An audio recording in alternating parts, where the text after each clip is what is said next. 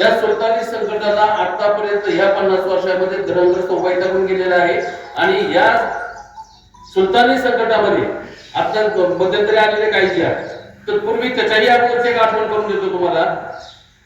या ठिकाणी पक्षी अभयारण्य योजना आलेली होती. तेही सुलतानी संकटच होतं. राजकारते लोक त्यावेळेला मी राज्यावरच होते आणि त्यांच्या डोक्यातून ही सुपीक कल्पना आलेली होती पक्षी अभयारण्य योजनेची. सदरहू पक्षी अभयारण्य योजनेसाठी या धरणग्रस्तांनी खूप मोठ्या प्रमाणात उठाव केला. पुण्याला सर्किट हाऊसला मीटिंग लावली त्यावेळेस अख्ख्या सर्किट हाऊसला घेरावा असलेला होता आणि त्या ठिकाणी सुधाकर नाईक त्यावेळेचे मुख्यमंत्री आणि शंकरराव पाटील इंदापूर तालुक्याचे त्यावेळेचे पुढारी यांनी अगदी मनापासून काम करून सदरहू योजना आणून पाडली. मुख्यमंत्र्यांनी त्या फाईलवरती शेरा मारला. सदरहू योजना रद्द करण्यात येत्या. गेल्या 25 वर्षापूर्वीच हे मरण आपल्याला मोठ्या प्रमाणात दाखवत होतं. पण त्यावेळेच्या नेत्यांच्या सकारात्मक भूमिकेमुळे धरणग्रस्त त्यावेळेला वाचला. पण आज जे आलेलं संकट आहे ते आज 3 पक्षाचं सरकार आहे. त्यावेळेला एकच पक्षाचं होतं. आज 3 पक्षाच्या या संकट 3 पक्षाच्या सरकारामध्ये जे काही संकट शेतकऱ्यावर मोठ्या प्रमाणात आहे आपल्याला अजूनही त्याची पूर्णपणे जाणीव झालेली नाहीये.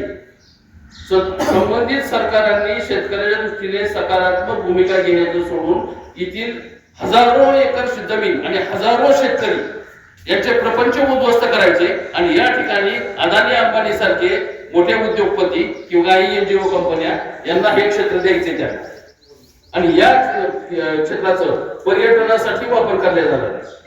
त्यांच्या इथे हॉटेल होतील, मोटेल होतील, बिअर बार होतील किंवा डान्स बार होतील, काय करायचं ती करायला करतील इथं. म्हणजे इथला शेतकरी जगू द्यायची नाही अशी भूमिका आहे सरकारची आजकाल. मग या ठिकाणी हे अशी संकट येणार. सदरहू जमिनी आपल्याकडून काढून घेणार ज्याच्यावरती आपला त्याग ह्याच्या लक्षात येत नाही. सदरहू जमिनी मध्ये उद्या आमच्या मुलांचं भविष्य आहे, मुलांचे शिक्षण आहे, मुलांची लग्न आहे, घरचा आधार पण आहे. पण गव्हर्नमेंटने ज्या वेळेला जमिनी अक्वायर केल्या त्यावेळेला मोठ्या प्रमाणात अक्वायर केल्या त्यावेळेला लाभक्षेत्र एरियामध्ये आपल्याला खात्याला 4 एकर दिली. त्यावेळेच्या जुन्या पद्धतीप्रमाणे घरातला कुटुंब करता जो असेल त्याच्या नावावरती जमीन असायची. 4 भाऊ असतील तर थोरल्या भावाच्या नावावर जमीन असायची, बाकी 3 भावाच्या नावावर जमीन नसायची आणि त्याला काय शुभाशुभी नाही. एकत्र कुटुंब पद्धती होती त्यावेळेला आणि एकाच्या नावावर जमीन झाल्यानंतर खाता एकच आहे त्याला 4च एकर जमीन. घरात 4 भाऊ असले तर किती एकर प्रत्येकाला येते? 1 एकर. बरं 4 भावाचा प्रपंच त्या 4 एकरावरती तिथं जाऊन भागतोय का? नाही भागत. आणि एवढंच नव्हे तर या पंढरपूर मोहोळ भागामध्ये जे आपल्याला जमिनी देण्यात आल्या या जमिनी कसण्यासाठी तिथला शेतकरी आपल्याला आतमध्ये पाऊलच टाकू देईल. आपल्या धरणग्रस्त भागातील ज्या शेतकऱ्यांचं पुनर्वसन तिथं झालं त्यांना तिथं गावठाणमध्ये जागा दिली गेली राहिला.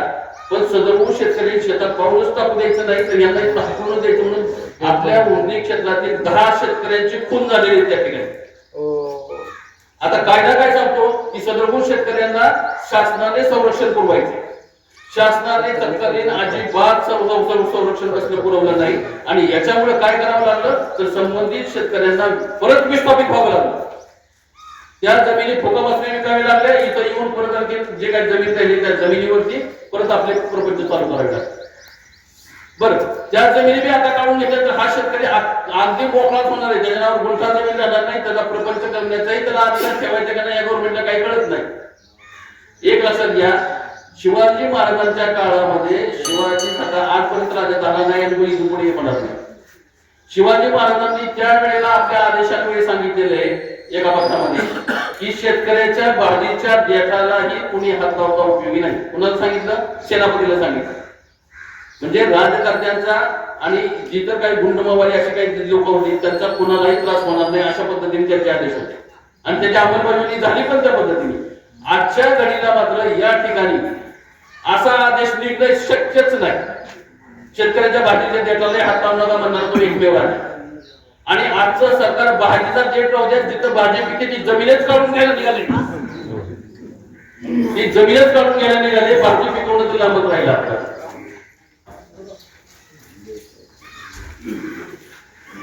तर या ठिकाणी शेतकऱ्यावरती हे ज्या जमिनी काढून घेणार नाही गव्हर्नमेंट त्याला पूर्णपणे विरोध करण्यासाठी आपण या ठिकाणी आलेलो आहोत.